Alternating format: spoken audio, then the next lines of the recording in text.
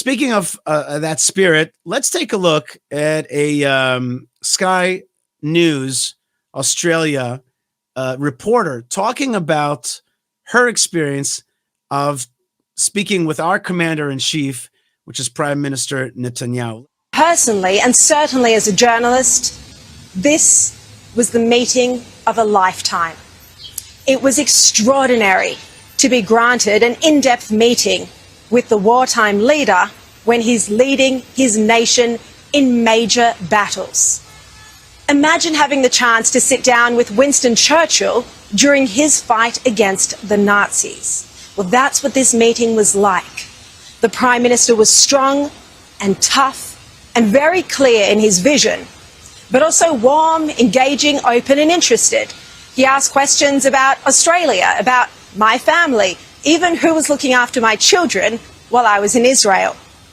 It's highly unusual for a journalist to be invited into the very heart of his prime ministerial operations and to be given so much time.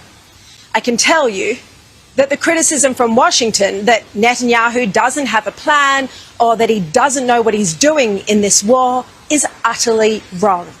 After speaking with him at length, he does have a clear strategy for the war and he outlined it. It's obvious his motive is the survival of the Jewish state. But he's also fighting the terrorists and Iran to protect the world from dark forces.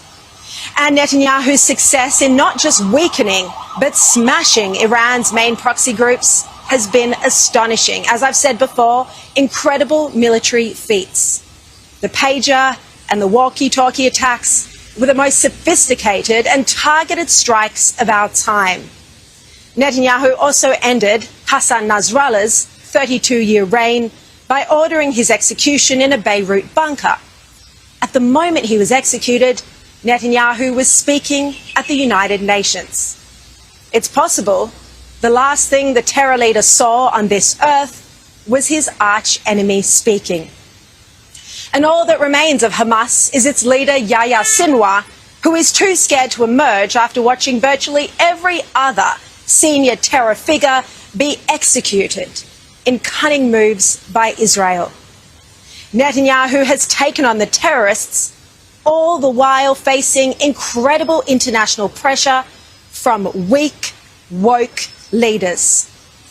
As you know, I often speak about the weak international leadership that demands a ceasefire of Israel, even though there are still 101 hostages, even when hundreds of rockets are being fired at Israel, and even when terrorists remain on the doorstep. If Netanyahu would have listened to the international community, including US President Joe Biden, and had a ceasefire, both Hamas and Hezbollah would still pose a major threat to Israel. Instead, they're all but destroyed. As you can see in the photograph, he has a large map of Africa, the Middle East, Europe and Eastern Europe in his office. It's a constant reminder of just how tiny the Jewish state is. We've seen that Netanyahu is not going to ask permission from weak-kneed international leaders to defend his citizens and ensure Israel's survival. The future of the single Jewish homeland in the world now rests squarely on his shoulders. And it's why, any day now, we're expecting Israel to take on Iran and not let the evil Ayatollahs live out their dream to destroy Israel.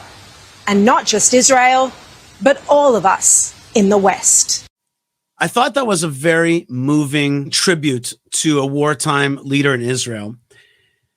And I think that the reason she says that is because she is a journalist from all the way in Australia, seeing this conflict from a big distance. And that helps her see it really clearly about how mega this war is against such a big jihad and a woke world that supports the jihad. And I think she sees the greatness of this hour. And she also, I liked how she said weak and woke, and that dovetails nicely with my faith and fight, right? So faith and fight versus the woke and the weak. Yeah, I think that's really good.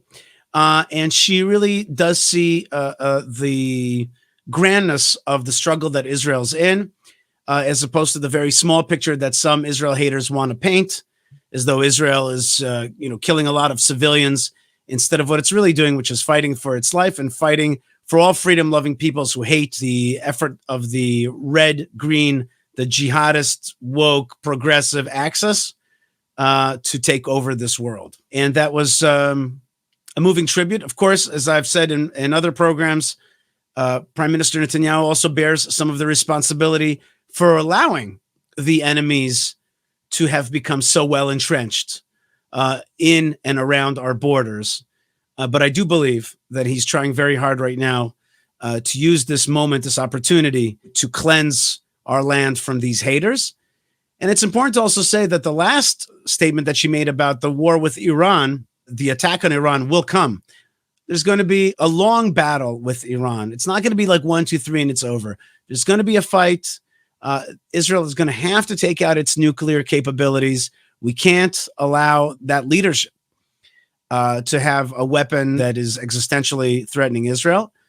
And I also hope that we see the liberation of the Iranian people, as we are starting to see the liberation of the Lebanese people and the liberation of those Gazans who love Israel and want to live in Gaza as peaceful residents of the Jewish state. The beginning has begun, right? We're at the beginning. I guess as Churchill said, we're at the end of the beginning. So that's what's happening on the ground, folks. And I want to thank you so much for joining me.